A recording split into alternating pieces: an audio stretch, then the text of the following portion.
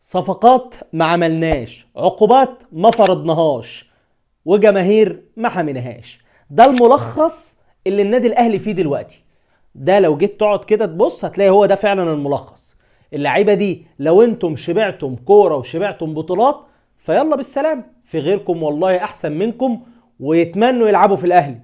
لكن غياب الروح، ان اللعيبه اساسا، يا اخي اللعيبه ما بتعرفش تباصي. عمرو السولية شطبت كوره، حمدي فتحي فوق يا اما سيب الفانيلا لغيرك. الكلام ده مش بيتقال للاتنين دول بس، الكلام ده بيتقال لكل لاعب في النادي الاهلي ما عدا علي معلول.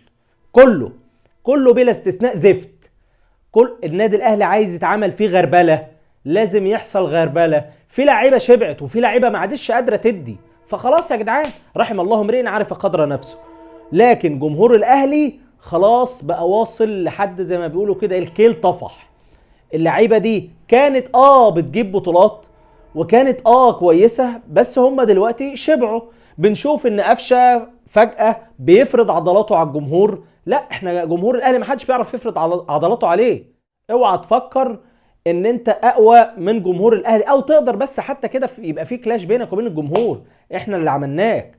لازم تعرف كده، اي لاعب بيلعب في النادي الاهلي لازم يعرف كده. لازم يعرف ان انت لو مش قد المسؤوليه ففي غيرك كتير. وبعدين اللعيبه دي اقل جوده من النادي الاهلي ومن حجم النادي الاهلي، مش قادرين خلاص مشوا. الموضوع بسيط والله. لكن مباراه سموحه وقبل كده مباراه فاركو نكسب بشق الانفس، ومباراه سموحه اداء بلا روح. مفيش كوره. 90 دقيقه الاهلي فيها ما حضرش. سموحه كان بيلاعب نفسه. سموحه كان بيلاعب نفسه والله. الاهلي ما جاش. كولر بقى طلع يعني قال شويه كلام، من ضمنهم ان في يعني احنا مش كل مره بتصيب، وفي اوقات ان انا بخطط غلط. شايف ان مثلا واحد زي برونو سافيو ده اللي بيلعب 10 واساسا احنا جايبينه من بوليفار، جايبين اللاعب ده وهو بيلعب وينج رايت، يعني هو اساسا بيو جيت في الوينج رايت. شايف ان هو رقم 10 ده بالنسبه له مش احسن حاجه. طب انت هتهاجم كولر؟ طب انت لا، دلوقتي احنا مساندين لكولر، بس بنقول للاداره وبنقول للمسؤولين النادي الاهلي لو عايز صفقه ولا 2 ولا 3، احنا عايزين والله مش اقل من 10 صفقات، عشان فعلا احنا عايزين في كل المراكز. قول لي كده مين هيبقى مكان عبد المنعم ومتولي لو اتصابوا؟ مفيش.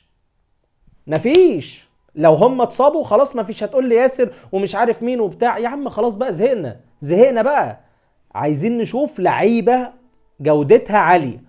عمرو السولية خلاص شطب. حمدي فتحي زي ما قلنا دون المستوى. ما عندكش غير اليو ديانج اللي كويس، يعني تقدر تقول عليه كويس.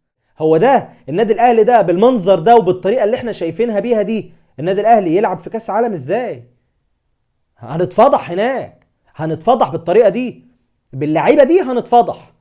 المسؤولين في اداره النادي الاهلي وامير توفيق، المسؤولين عن التعاقدات، المسؤولين عن ان هم يجيبوا لعيبه. يا جماعه احنا محتاجين تدعيمات. يناير باقي عليها 4-5 ايام.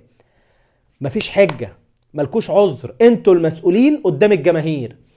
وبالنسبه بقى لكولر لما قال الجماهير انا شايف انها قليله، والله يا عم كولر اللي انت ما تعرفوش ان المفروض جمهور الاهلي ده يعني لو انت عايزه يكون بالملايين هيبقى بالملايين في الملعب، ولكن احنا مسموح لنا ب 3000 تذكره بس.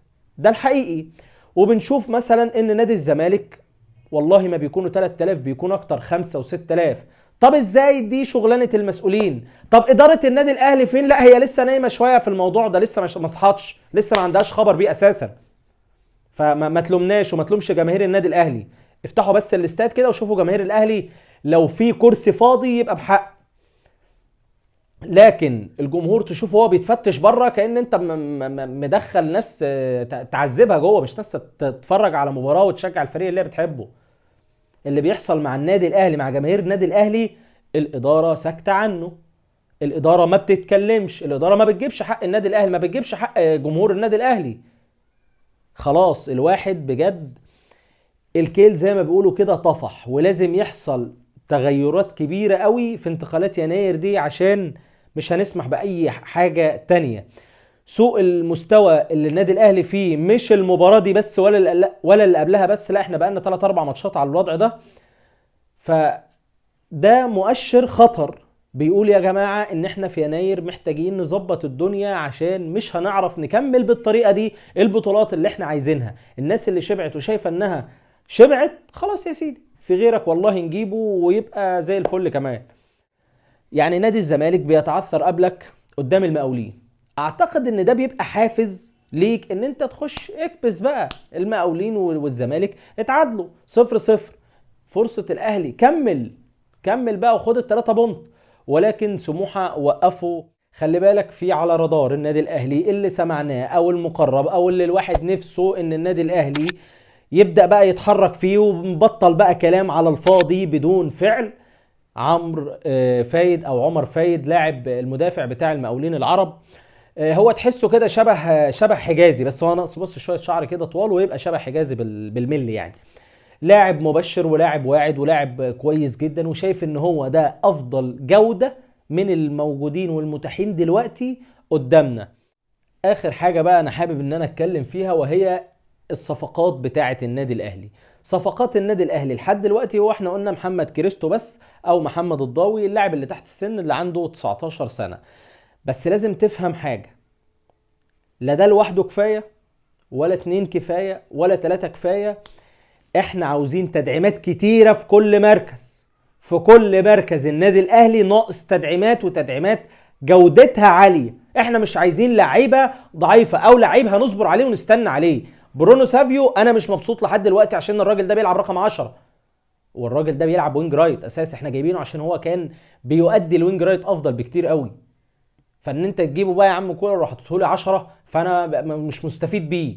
شايف ان قفشه بربع رجل احسن منه.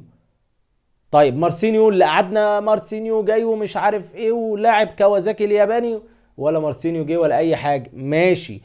احنا عاوزين لعيبه كويسه وتدعيمات محترمه في يناير وقدامنا 4 ايام، وعايزين نقفل الصفحه دي عشان نركز. احنا داخلين على كاس عالم وداخلين على بطوله على دوري ابطال افريقيا، محتاجين ان احنا نكون فايقين.